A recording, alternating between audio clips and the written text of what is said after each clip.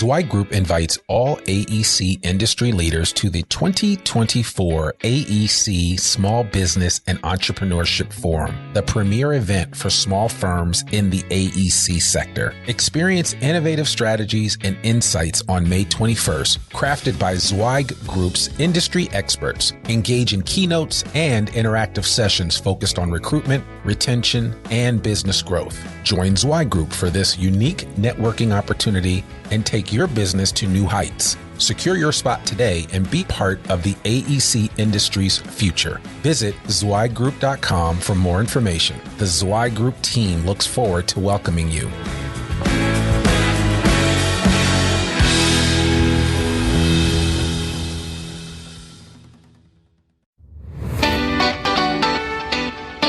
Welcome to the Zweig Letter Podcast, putting architectural, engineering, planning, and environmental consulting advice and guidance in your ear. Zweig Group's team of experts have spent more than 3 decades elevating the industry by helping AEP and environmental consulting firms thrive.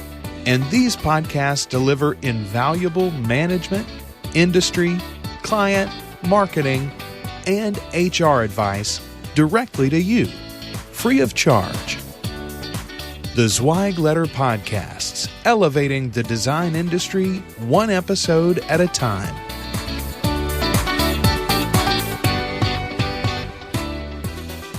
Hey folks, and welcome to another episode of the Zweig Letter Podcast. I'm your host, Randy Wilburn, and I'm excited to be here today with you. And I have another great episode. I got a chance to connect with my cousin from the north, Matthew Van Gilst from Callidus Engineering. And I'm joking when I say that, but I always refer to everybody in Canada as one of my cousins from the north. And we don't always get a chance to bring folks on from Canada, but we've had others on the Zweig Letter podcast in the past. And I wanted to bring Matthew on to kind of talk about what they have been doing up at Callidus, especially over these last, 18 months since we've been dealing with this pandemic. We are now at the time of recording this in early June of 2021, and it seems to be the thawing out, if you will. And so without further ado, I just want to welcome Matthew Van Gilst from Callidus Engineering to the Zweig Letter podcast. How are you doing? Great, Randy. Thanks for having me here. It's been great to be a guest. I've been a long time listener, and it's fantastic to get an opportunity to have a conversation with you. Right. Yeah, no, I know. And it's crazy because I remember you guys came, I want to say that I think you and maybe Jennifer Stanley or somebody, and maybe one other person came to a principals academy, and I can't remember what city that was in. Do you remember? I think we sent 2 batches of people. One batch to Chicago. Right, that's right. And one batch to Baltimore. Yeah, that could have been it. Yeah. That was it. So that was part of an ownership transition initiative that we had underway. And so we sent all of our new owners to the Principals Academy as part of their onboarding, so to speak. Yeah, and they're all doing well. I mean, Jennifer's the director of engineering at Callidus. I mean, Everybody has done extremely well. I keep tabs on you guys from afar. Obviously, we have this thing called LinkedIn, which is really nice because it keeps us abreast of everything. But you guys are really doing it. Why don't you just real quickly for our audience, because I always like to introduce to them who they're listening to and why they should be listening. But just give us the Cliff Note version of your superhero origin story and how you got to where you are now. Sure. Well, so I think I got to go back all the way to my university days. So I did a mechanical engineering degree at the University of Waterloo, and they've got a co-op program. And so their whole scheme is you go to school for 4 months, then you work for 4 months, and you graduate with 2 years of work experience. And so when I came out of that, all my co-op terms had been sort of in kind of industrial type environments, manufacturing. And I came out of the program feeling like that wasn't the spot for me. I didn't want to work in that kind of environment. So when I graduated, I just started looking for jobs that weren't that, and landed in the AEC space. Took a job with a really small firm, home-based business. There's 5 of us when I started, and really had no idea what I was getting into. Didn't really understand even HVAC or building construction and all that sort of stuff. But sort of 6 months into it, realized that I really enjoyed the work, enjoyed working with people, enjoyed that projects were always changing. You're always doing something new. And really just sort of like latched onto it and said, yeah, let's do this. And so, fast forward, after about 5 years of doing that, and the firm was growing, there was an opportunity. The firm that I was with, Grant Hall is, our founder. So he always worked with another firm. One was focused on mechanical, one was focused on electrical. And it made sense to put those two under one umbrella. And so in 2005, we joined those two firms together to form Callidus Engineering. And I had an opportunity to join in at an ownership level at that point in time. And so, so we had 9 people on the first day of Callidus, and we've just kind of grown. We're 45 people now with 2 offices. And so that whole period of growth as a firm has just provided incredible opportunities for me to grow as an individual with that and take on more responsibilities. And Grant Hall was always a type of leader who always let you do more. Never pulled back on the reins, and all those opportunities to grow were in great part due to sort of his approach that way. And so that's kind of where we started and where we are today. Wow. Okay. And that is, what was the name of the other firm? So it was called JED Engineering, which were just the initials of Grant's kids, because he started the company in the 90s during the recession to put food on the table. Right. Yeah. No, you'd be surprised. I mean, what is it? Necessity is the mother of invention, right? That's right. And so opportunities present themselves, and and that's actually what we've kind of experienced over the last 18 months at the time of recording this, is that a lot of design firms had found new necessities and new ways of doing things. And so, I'd be curious to know what have been some of the biggest learning lessons that Callidus has experienced? Because I know you and we've kind of gone back and forth via LinkedIn. We had originally talked about some things early on, right before the pandemic just kind of shut everything down, and then that changed focus for everybody. Certainly. So I'd love for you to kind of talk about how it changed your focus and what you decided to double down on. Yeah. Well, so there's a couple things that stand out. In particular, sort of remote working. Obviously, everybody's gone through that transition. But what was really interesting from our side of things is, so we're based in London, Ontario. That's where we started, and we opened up a second office, another regional office in 2017. And so that's our Kingston office, and they've grown and been successful. But that whole sort of inter-office dynamics are different, right? And a challenge. And when everybody started working from home, that sort of like leveled the playing field, so to speak.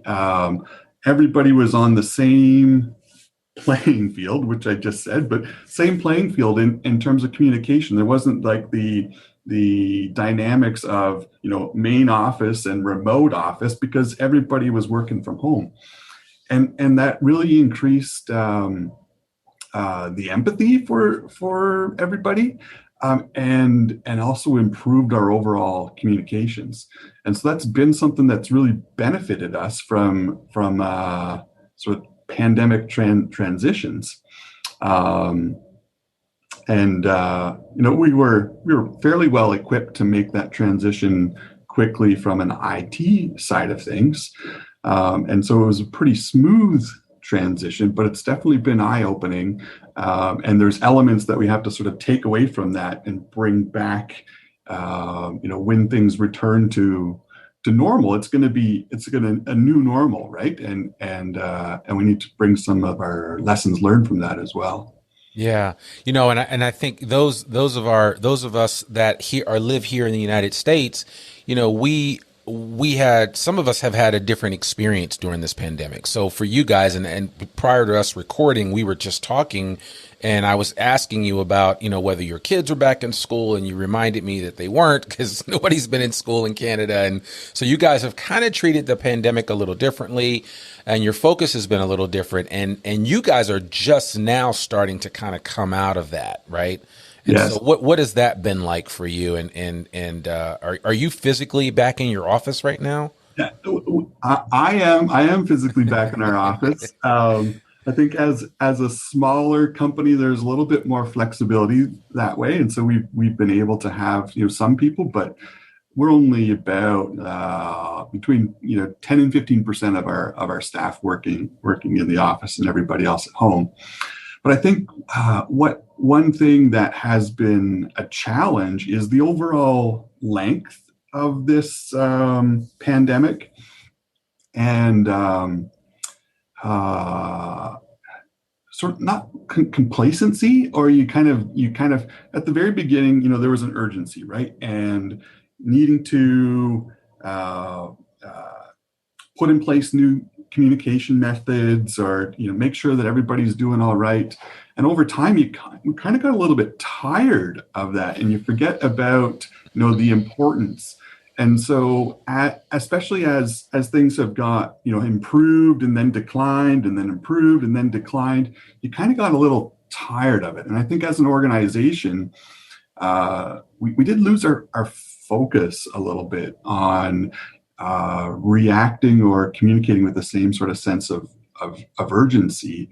And so there's an element of remembering about the importance of persistence and sticking to things in difficult scenarios, but also a recognition that there's times where you get tired, because of the strain you're under as well. Yeah, I think we all have pandemic fatigue. I think that's just a worldwide thing. I'm tired of smelling my breath, with my mask on, and it's just, man, I don't know if I don't think I've gone through more Tic Tacs or spearmint gum and breath fresheners. I've discovered a lot of things to help that, and even essential oils to rub in the mask. So there's all kinds of creative ways to not kill yourself on a regular basis. So what has it been like serving your clients though, right? Because work has still gone on. You guys have still been working. Yes. Clients still have needs. And what has that been like up there in Canada, specifically for you guys?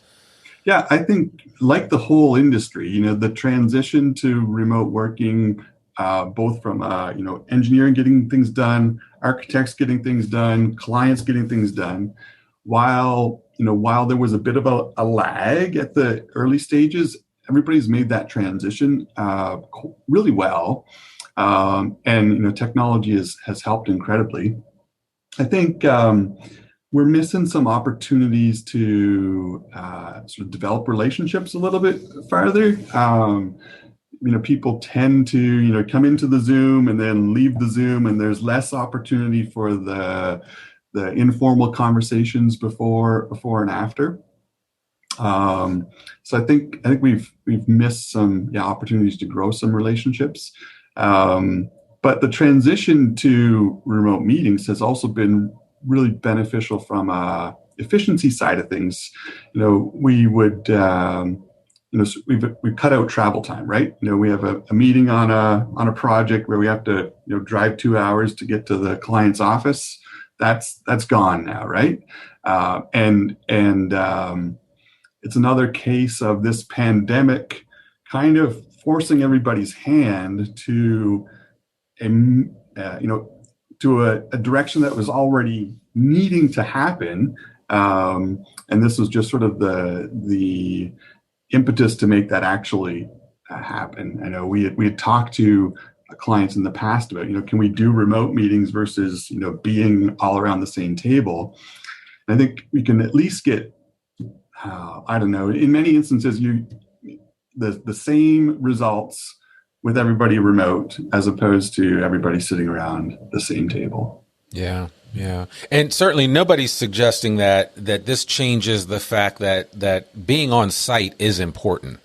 Both from a relationship standpoint, but then also from a design standpoint, right? And so folks have to get out. I know some of you that are listening to this have kind of really enjoyed the pandemic because you're not people, you're not people persons anyway. And you're like, you know what? If I don't have to be in front of someone, if I can just be in front of a screen, I'm good.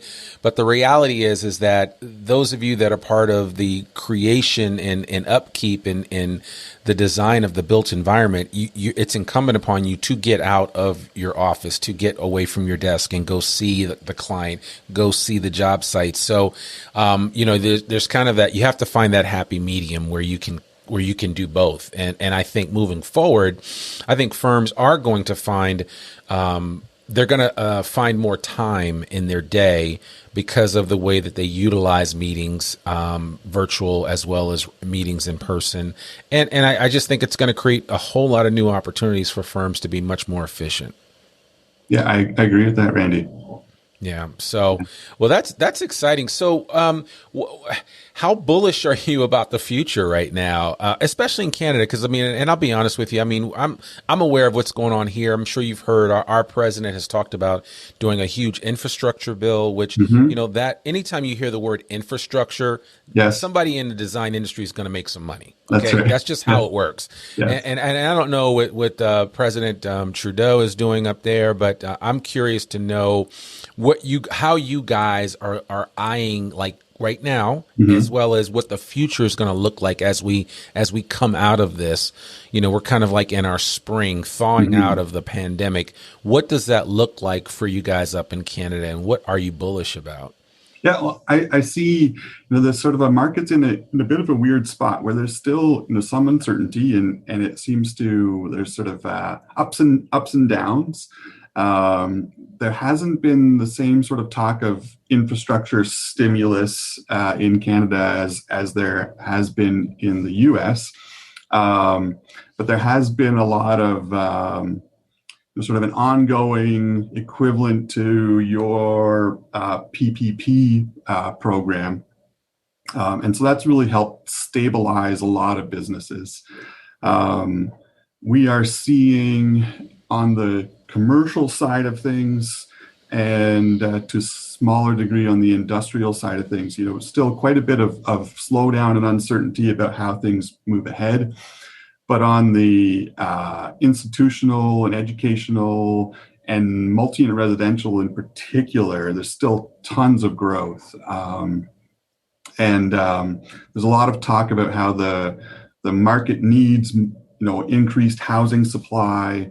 And so we see the multi-unit residential side of things continuing to be strong for the foreseeable future. All the talk is more about filling the gap of supply. And so that, like you say, whenever there's sort of that talk of needing built environment, then architects and engineers have work ahead of them. So it's a matter of when it happens, but it definitely is the need there for us to fill.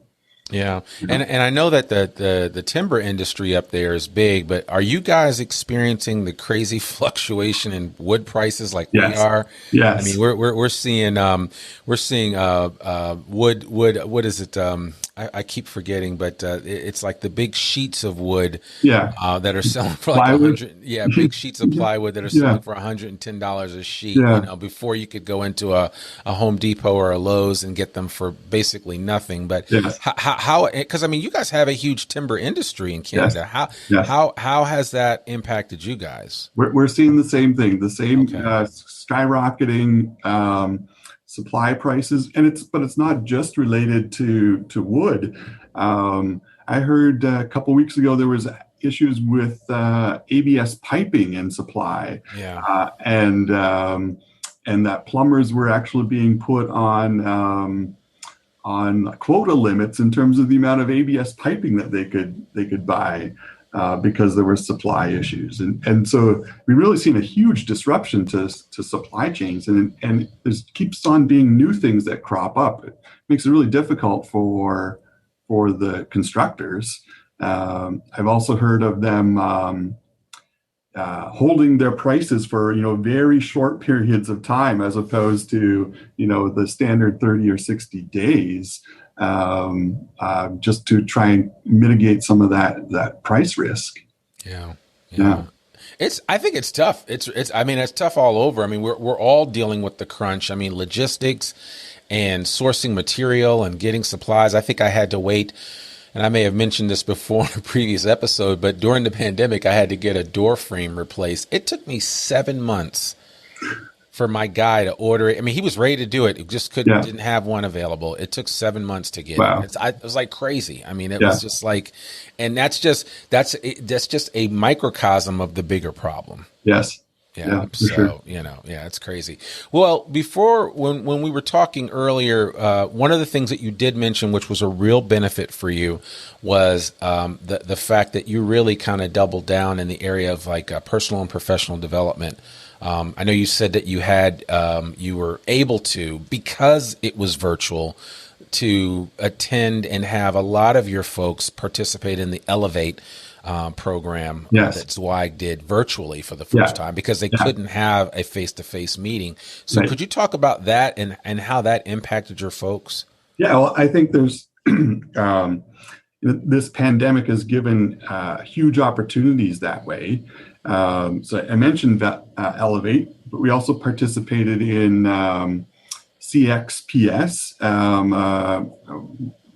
seminar or conference put on by Client Savvy, all focused on client experience. And the SMPS has a chapter based in Toronto, and the same sort of thing. We're 2 hours outside of Toronto, wouldn't participate in those events, but they've gone all virtual as well. And we also participated in like an ownership transition symposium, where firm leaders from across North America, there's maybe about a dozen of us, talking through the particulars of our situation and what people's struggles were and ideas, and so it's just been a fantastic opportunity in a really difficult situation to rub shoulders virtually with people. The Elevate program. There's so much great content that Zweig has put out. We attracted some great speakers. We probably had half a dozen of our team participate in various of the sessions. Mark talking about the board of directors and what not to do was there's some really great lessons to be learned there. And so, it was fantastic for us to have that opportunity. Like, to be honest, Randy, we probably wouldn't have made a trip. We haven't in the past, made a trip to participate in a conference like that. And so now that we have experienced that, I think there's also an element of us being more willing to entertain that in the future as well, right? We've seen how good it can be. Yeah, absolutely. And I'm glad you said that. I think a lot of people feel that way, because there were a lot of people that participated in the Elevate program that had just maybe read the newsletter, the Zweig letter, maybe had heard of Mark or Chad or Jamie Clare or some of the other principals at Zweig Group. But it was a chance for people to, without a lot of skin in the game, if you will, to kind of test the waters and see what was going on. And I think the results and the feedback was 100% positive. I think people were like, man, I was able to get my whole team on several sessions, and we all sat down and kind of talked about it. And I'm curious, what did you guys do, or what have you been doing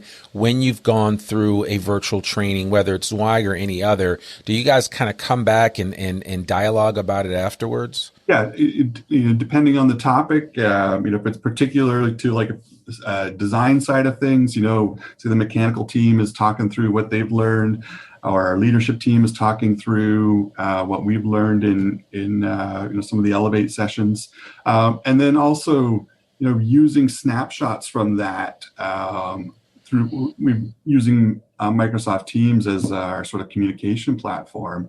Sharing snapshots just with the whole company as well, in terms of passing on information, passing on learning, and getting people to see what's out there as well, in terms of the whole design industry and what resources there are, but also thinking about more than just focus on your projects as well, right? Yeah. No, it does create some really cool opportunities, I think, for firms to kind of work on those things. When we spoke a while back, you had mentioned to me one of your desires was to really create opportunities to develop your folks. And one way that you wanted to do that was through mentoring. And I'd love for you just to kind of speak to what you view as the importance of mentoring within the framework of a design firm, and what has mentoring meant for you? Mm-hmm. Well, I think there's a couple of really fantastic examples. I remember on your other podcast, Randy, when you interviewed Ellen Bensky, and she talked about their +1 program, that whole intentional methods to pass down learning from experienced folks to people who are new in their career. I think that's really critical. And as a firm, we're right in the thick of that, in terms of needing to get better at that, in terms of transitioning information, in great part because we have a lot of, people who are relatively new in their career, and we have we have some really key people who have lots of experience, and we need to get that transitioned out. And so finding those opportunities to pair them up on job assignments, but also, the permission to, not be focused on the scope of the project, but the learning opportunity that has to happen as well. I think we're still searching for some creative ways and some really effective ways to do that on a regular basis. We have a project that is literally 200 yards from our office now. It's a 8-story apartment building that they're just getting in the ground on. That's one of ours. And so that's going to be a prime opportunity for us to get on site, because it's literally, you can go there on your lunch break and walk through the site. And so we're really priming to have that as a great learning opportunity for people to get out there with senior people really seamlessly and build into each other that way. Yeah, I love hearing that, because that is important, and you are, it's fortunate that you have it right there in your own backyard, if you will, right?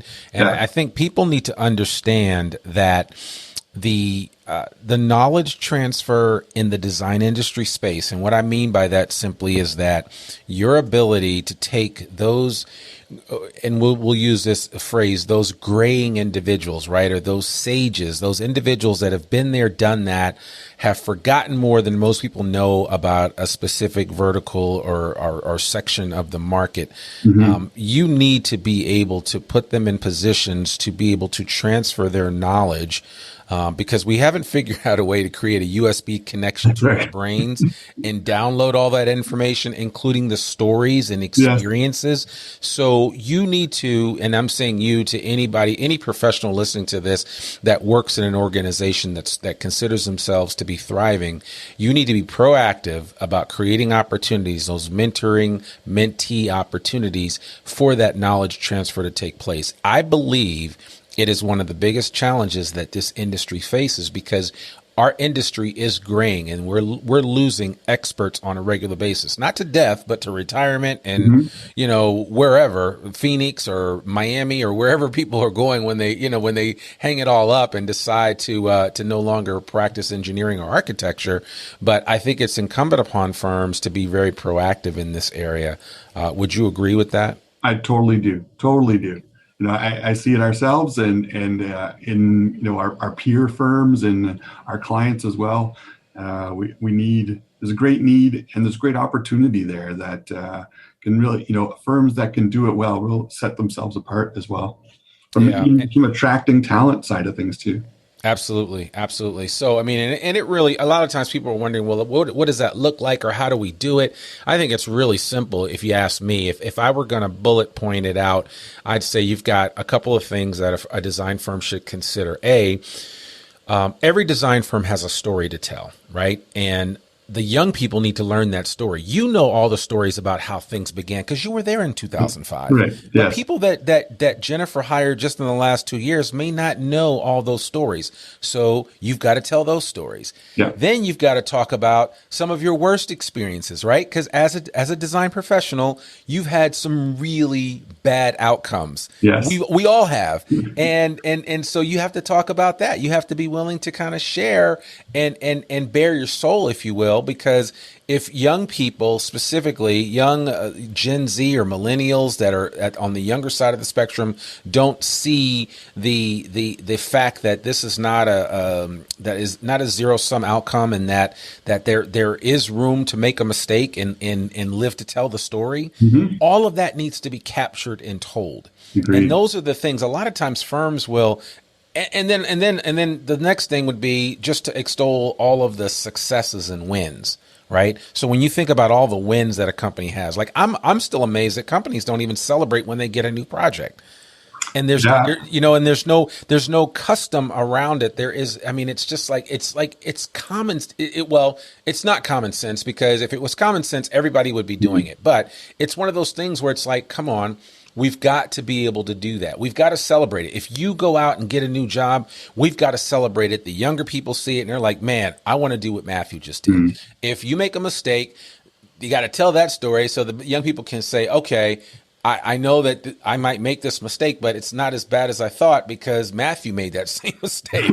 And, you just keep going on from there. But I mean, and then I think it's important to tell those anecdotal stories, because honestly, that's what really moves the needle. You could hem and haw and pontificate about facts and statistics and figures, but people never remember any of that. And I would save that for the project itself. But when it comes to really developing your folks and really encouraging the leadership to transfer that information to the younger folks, think of it in those different buckets. And are you pouring enough into each of those buckets in order to be successful? So. Yeah, I think those are some really great points there, Randy. I know I would not say we are a firm that models the celebration side of things very well, and it is one of those things we talk about. We celebrate individuals really well. Birthdays, family celebrations, career milestones, that sort of thing. But from what we've accomplished as a firm, we've got some work to do that way for sure. Yeah, I mean, one of the things I remember, Mark, back in the day when I was at Zweig, White and Associates, and this was in the 90s, we had a gong every time anybody. Yeah. I mean, it didn't matter. We sold 10 books, we hit the gong. We got a new recruitment contract, we hit the gong. I mean, it didn't matter what it was. An M&A project, we hit the gong, and it becomes part of the culture. Yeah. Right. And so it's just, you're like, okay, well, I got to celebrate. This is something that we did. And I get it. A lot of design professionals are listening to this saying, no, I just put my head down and get my work done. And that's all well and fine. But you still have to acknowledge and see the progression that you're making. Because if you just go from one project to the next, you'll never see the progression. You'll just be like, oh, I'm just doing a lot of work. And I think it's just important. And so my encouragement to you and to everybody else is to go get a gong or something that makes a loud noise that you can share with everybody. And if you have multiple offices, get multiple gongs. We used to have a gong in San Francisco when I worked at Zweig, White and Associates. We had a gong in the DC office. So everywhere that there was an office, there was a gong, and we would hit that thing when we got a new job. And we would, and nowadays with social media, because this was all pre-social media, that was the extent of it. Now, you hit the gong, you put it up on Instagram or somewhere like that. People can see, oh man, these guys must be doing something. And then all of a sudden, one of your former clients sees it and says, man, those guys over at Callidus are busy. I need to give them a call. I need some more work done. And it kind of takes on a life of its own, but it doesn't happen through inertia. It happens through intentionality. Yeah, no, that's really good. That's a really good example there, Randy. Yeah, so that's my 2 cents. So I'll get off my soapbox now. So, well, man, is there anything else that you would like to share with the listening audience, maybe to any of your peers up there in Canada, or even to folks down here, a word of encouragement or anything that you'd like to share with any other design firm professionals, design firm leaders? Well, I think I would just really like to give you some appreciation, Randy. It has been a fantastic journey listening to, your podcast, and I appreciate everything that Zweig has done to elevate the industry and build into the AEC space. I remember, when I first got exposed to Zweig, back when it was Zweig White, we subscribed to the Zweig letter. And turning it into something free, first my thought was like, wow, there's a ton of value in there that you're just giving away. Yeah. And that has been so beneficial to us as a firm, and to our staff who have got to learn from the wisdom of your whole team. I think it's really beneficial to our whole industry, and I just say thanks. Yeah, no, I really appreciate that. Yeah, it's so funny. I've told people that, sometimes it, change is good, right? And a lot of people don't know this, but the Zweig letter back in the day, like when I was at Zweig, White and Associates, it was a $1 million line of revenue. I mean, so it was big, but the internet changed all of that, you know, Matthew, and honestly, information is readily available at all times.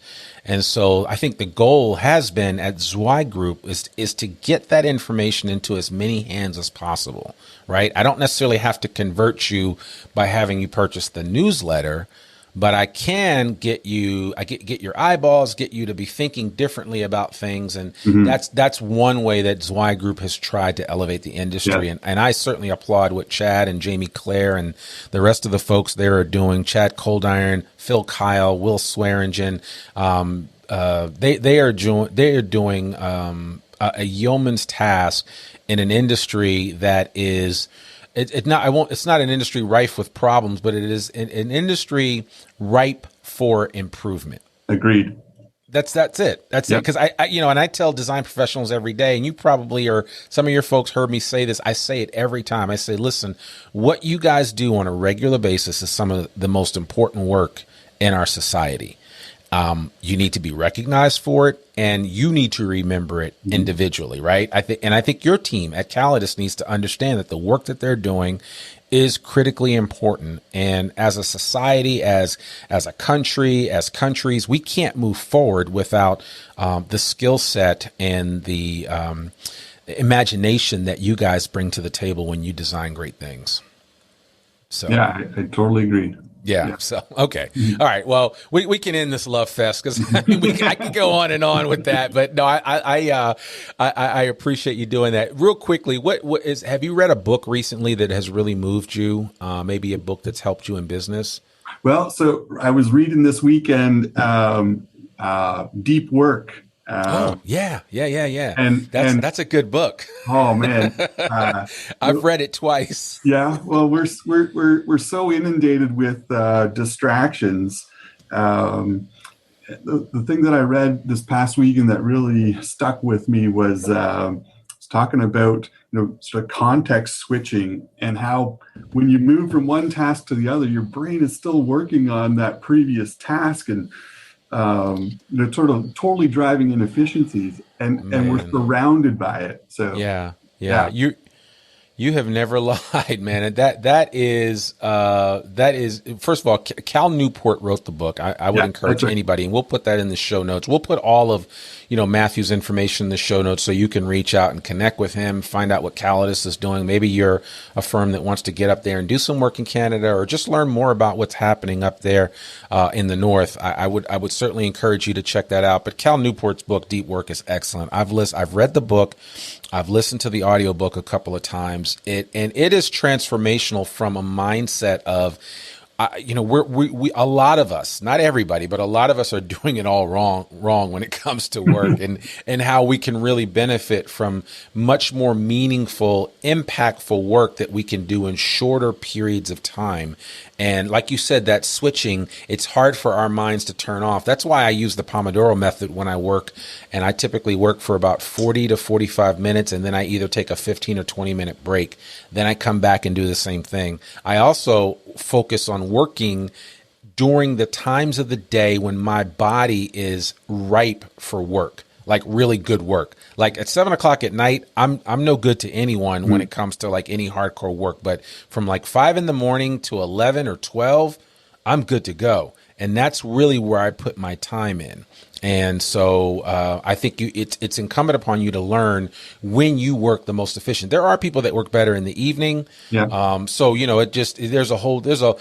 could get into a whole bunch of the different studies about our brains and how we operate, how our chronotype, what our chronotypes are. But the bottom line is, once you learn about that and understand it, and then apply some of the principles in Cal's book, Deep Work, you could find yourself working so much more efficiently that what you used to get done in 40 hours, you'll start getting done in 30. Yeah. And then all that means is that you have more time available. And maybe that's more time to get more clients. Maybe it's more time to spend time with loved ones or family. Matthew's got 3 boys. I've got 3 boys. I'd love to be out on the soccer field with them as much as possible, or at a play or whatever. So all of this stuff that we're talking about here allows you to be more efficient in what you're doing on a regular basis. And then that in turn can translate into more time with your family, more time with your loved ones, and more time sitting around the table with some of your peers in your company, dreaming up new ways to serve the marketplace. Or taking time to celebrate. There you go. There you go. That's it. If people want to connect with you, what's the best way for them to do that, Matthew? LinkedIn would be the best. Okay. Just We'll put that link for Matthew Van Gilst. You can put that link in the show notes for sure. Yeah. Well, yeah, we will definitely do that. Man, this has been a treat. I'm so glad you agreed to come on and you trusted me that I was going to take good care of you. So thank you so much for coming on. Please tell the rest of the team that we said hello. We appreciate you guys, and so glad that Canada is coming out of this pandemic, just kind of like we are here in the States. And man, I wish you guys nothing but the best. Well, thanks a lot, Randy. It's been great talking with you. Absolutely. Well, folks, that's another episode of the Zweig Letter Podcast. To learn more about one of the oldest newsletters in the design industry by visiting thezweigletter.com. You can read articles online, listen to this podcast, and sign up for a free subscription, just like what Matthew was talking about, to the newsletter, and have it delivered right into your email inbox every Monday morning. Sign up today. For more info about Zweig Group's advisory services or any Zweig Group publications, visit zweiggroup.com. You can subscribe to the Zweig Letter Podcast wherever you listen to it, and please consider rating and reviewing us on Apple Podcasts. I'm your host, Randy Wilburn, and we'll see you soon. Peace. Thanks for tuning in to the Zweig Letter Podcast. We hope that you can be part of elevating the industry, and that you can apply our advice and information to your daily professional life. For a free digital subscription to the Zweig Letter, please visit thezweigletter.com/subscribe to gain more wisdom and inspiration, in addition to information about leadership, finance, HR, and marketing your firm. Subscribe today.